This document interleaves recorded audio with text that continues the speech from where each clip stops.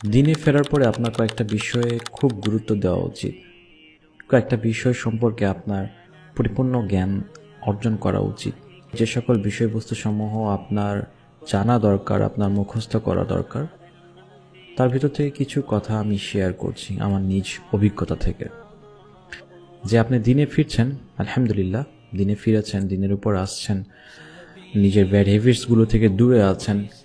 এখন সর্বপ্রথম আপনার যেটা দরকার সেটা হচ্ছে যে সূরা ফাতিহাকে সম্পূর্ণরূপে জানা, সূরা ফাতিহার অর্থ অনুধাবন করা এবং এটাকে ভালোভাবে অন্তস্থ করা এবং এটাকে প্রতিদিন যেভাবে আপনি বলতেছেন এটাতে মনোযোগ বাড়িয়ে দেওয়া।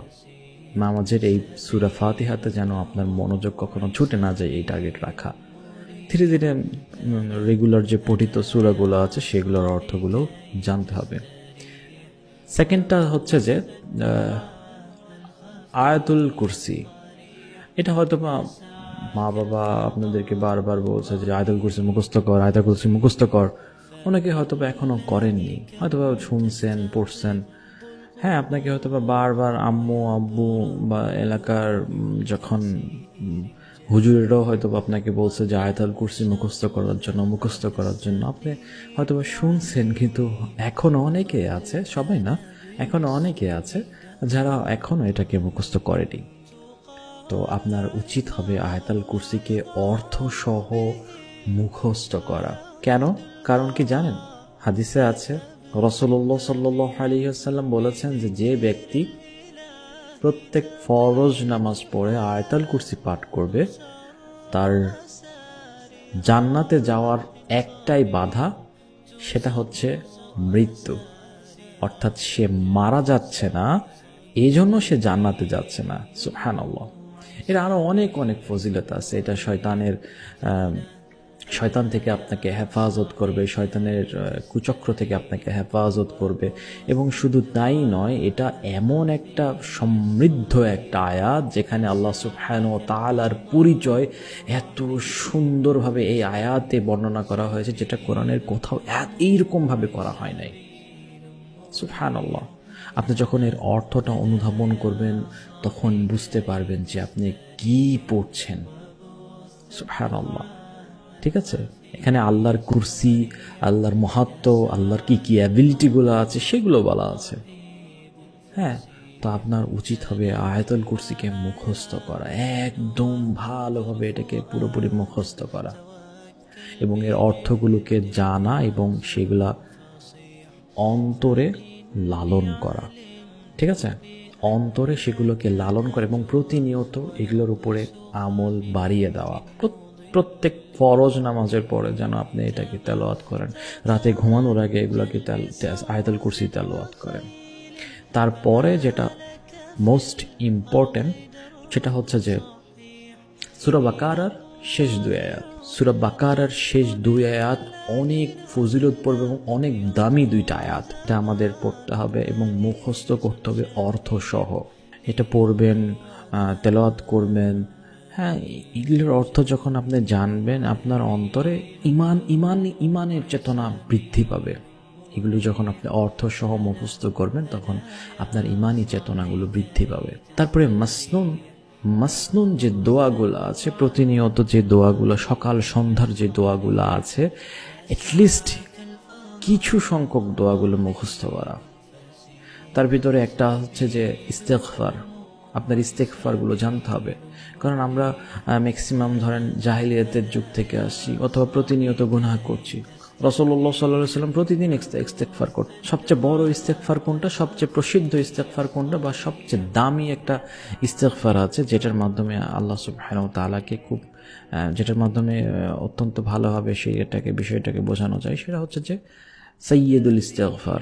এটা অনেক ফজিলতপূর্ণ এবং গুনাহ মাপের অন্যতম একটা দোয়া বলা যায়, বা ইস্তেগফারও বলা যায়, ক্ষমা প্রার্থনার একটা বিষয় আর কি। এইটা আপনাকে মুখস্থ করতে হবে এবং এটা অর্থসহ জানতে হবে। সুবহানাল্লাহ। আপনি যখন এটার অর্থটা বুঝবেন না, যখন আপনি পড়ে শান্তি পাবেন, এক ধরনের শান্তি, অমায়িক শান্তি। তো এই সাইয়্যিদুল ইস্তেগফারটা আপনার মুখস্থ করতে হবে। নর্মাল যে ইস্তেগফারগুলো আছে, আস্তাগফিরুল্লাহ, আল্লাহুম্মা গফিরলি, রব্বিগফিরলি, এই বিষয়গুলো আপনাকে জানতে হবে এগুলোর মানে কি। এগুলো সম্পূর্ণ সিমিলার কাইন্ড অফ মানে। আস্তাগফিরুল্লাহ, হে আল্লাহ আপনি আমাকে ক্ষমা করে দিন। আল্লাহুম্মা গফিরলি, হে আল্লাহ আমি আপনার কাছে মাগফিরাত চাচ্ছি, ক্ষমা চাচ্ছি। রব্বিগফিরলি, ইয়া রব আপনি আমাকে ক্ষমা করে দেন। ঠিক আছে, এই টাইপের দোয়াগুলো, এই টাইপের মিনিংগুলো আপনার জানা, যাতে করে কি হবে, আপনার প্রতিনিয়ত তওবা করতে আপনার সুবিধা হবে। আপনার যে ভুলগুলো করে আসছেন, যখন ইস্তেগফার করবেন তখন আপনার অতীতের গুনাহগুলোকে স্মরণ করবেন, হোক সেটা সেজদায়, হোক সেটা তাশাহুদে, হোক সেটা যে কোনো সময়। হ্যাঁ, অতীতের গুনাহগুলোকে স্মরণ করবেন। কখনো যদি ওই আপনার অতীতের গুনাহ করার প্লেস দিয়ে যদি আপনি হেঁটে যান, আপনি স্মরণ করবেন এবং আল্লাহর কাছে ইস্তেগফার করবেন, ইস এই জায়গায় তো আমি অনেক গুনাহ করেছি, এই জায়গায় তো আমি আল্লাহর নাফরমানি করেছি, ইস ওই সময়টাতে তো আমি আল্লাহর নাফরমানি করেছি। আস্তাগফিরুল্লাহ, আল্লাহুম্মা গফিরলি, রব্বিগফিরলি, রব্বি আমাকে ক্ষমা করে দেন। এইভাবে আপনি প্রতিনিয়ত যদি আল্লাহর কাছে ক্ষমা চাইতে থাকেন, আপনার অন্তর, আপনার হৃদয় কোমল হয়ে আসবে, একটা অন্যরকম একটা সাকিনা আসবে আপনার অন্তরের ভিতরে ইনশাআল্লাহ। আর গুনাহ নিয়ে কখনো টেনশন করা যাবে না, আল্লাহর রহমত থেকে কখনো নিরাশ হওয়া যাবে না, যত গুনাহই করি না কেন। আমি এটা বারবার বলার চেষ্টা করি যুবক ভাইদেরকে, বোনদেরকে, যে আপনারা যত গুনাহ করেছেন না কেন, নো মানে নাথিং টু ওয়ারি, কোনো চিন্তার কারণই নাই। যেখানে আল্লাহ সুবহানাহু ওয়া তাআলা বলে দিয়েছেন যে তোমরা যারা নিজেদের প্রতি জুলুম করেছো, লা তাকনাতু মির রাহমাতিল্লাহ, তোমরা আল্লাহর রহমত থেকে নিরাশ হয়ো না। এটা আল্লাহ বলে দিচ্ছেন, আল্লাহ আপনাকে বলছেন যে নো টেনশন, নো টেনশন ইয়া ইবাদি, নো টেনশন, হে আমার বান্দাগণ, কোনো টেনশন নেই। লা তাকনাতু মির রাহমাতিল্লাহ, ইন্নাল্লাহা ইয়াগফিরু যুনুবা জামিআ, তোমরা আল্লাহর রহমত থেকে নিরাশ হয়ো না। আল্লাহ সুবহানাহু ওয়া তাআলা তোমার সমস্ত গুনাহ ক্ষমা করে দিবেন। সুবহানাল্লাহ। এই জন্য তওবা করতে হবে। তাহলে কি, দিনে আসার পরে যে জিনিসটা সবচেয়ে বেশি, সবার আগে যে বিষয়গুলো সবার আগে আয়ত্ত করার চেষ্টা করবো, সূরা ফাতিহা অর্থ সহ সম্পূর্ণভাবে এটাকে জানবো। তারপরে নর্মাল যে সূরাগুলো আছে, আমাদের যে মুখস্থ করা যে সূরাগুলো আছে, সেগুলোকে আমরা মুখস্থ করব, সেগুলোর বাংলা অর্থগুলো জানবো, তাফসীর থেকে শিখবো, এবং পাশাপাশি আরো নতুন নতুন সূরাগুলোকে মুখস্থ করব। 3 নাম্বারটা কি, আয়াতুল কুরসি, 2 নাম্বারটা হচ্ছে কি, আয়াতুল কুরসি। আয়াতুল কুরসিকে জানা, অন্তস্থ করা, বোঝা এবং সেটাকে আমলে পরিণত করা। 3 নাম্বারটা কি, সূরা বাকারার শেষ 2 আয়াত। এটা কি, ইমানি শক্তি আমাদেরকে বাড়াবে এবং এটার উপর আমল করতে হবে। রাতে ঘুমানোর আগে সূরা বাকারার শেষ 2 আয়াতটা যেন আমি পড়ি অবশ্যই। 4 নাম্বারটা কি, 4 নাম্বারটা হচ্ছে সাইয়্যিদুল ইস্তিগফার। আমরা যেন বেশি বেশি সাইয়্যিদুল ইস্তিগফার বা যে কোনো ধরনের ইস্তিগফার, সাইয়্যিদুল ইস্তিগফারটা প্রতিদিন এদিনে একবার করে হলেও পড়ার চেষ্টা করব, রাতে একবার করে হলেও পড়ার চেষ্টা করব। আর ইস্তিগফার তো ডেইলি এবং সবসময় করতেই থাকবো। আল্লাহর কাছে সবসময় ক্ষমা চাইতে থাকবো, সবসময় মাপ চাইতেই থাকবো। ভুলগুলো থেকে আমরা যেন ফিরে আসতে পারি আল্লাহর কাছে। এই জন্য আল্লাহর কাছে সবসময় হেদায়েত চাইবো, নিজের জন্য চাইবো, মানুষের জন্য চাইবো। আর লাস্ট যেটা আমি অ্যাড করতে চাচ্ছি সেটা হচ্ছে যে কোরআন পড়া। হ্যাঁ, আপনি কোরআনটাকে আপনার পড়তে হবে। কোরআন নতুন নতুন সূরাগুলা মুখস্থ করার একটা নেশা তৈরি করতে হবে, যে আমি এই সূরাটা মুখস্থ করি তো, আমি এই সূরাটা মুখস্থ করি তো, আচ্ছা এটার অর্থ কি। হ্যাঁ, দেখি কোরআনের 47 নম্বর সূরাতে কি আছে, আচ্ছা সূরা মুহাম্মদ, দেখি তো এটার অর্থ কি, এটার অর্থটা কি। এটা এইভাবে যে দেখবেন, বাংলা পড়বেন, দরকার হলে আরবি জানা থাকলে আরবি পড়বেন, তারপরে বাংলা পড়বেন, পড়ে জানবেন এটা কি অ্যাকচুয়ালি। হ্যাঁ, ছোট ছোট আয়াত, যেগুলো ছোট ছোট আয়াতের যে সূরাগুলো আছে সেগুলো পড়বেন, যাতে আপনার জানা হয় যে আল্লাহ কি বলছেন এখানে। ঠিক আছে, আল্লাহ, আর অতীত থেকে অবশ্যই তওবা করতে হবে, বেশি বেশি তওবা করতে হবে ভাইরা আমার। আল্লাহর দিকে ফিরে আসুন। আর কতকাল অবাধ্যতার জীবনে থাকবেন, আর কত। এখনো কি সময় হয়নি আল্লাহর দিকে ফিরে আসার?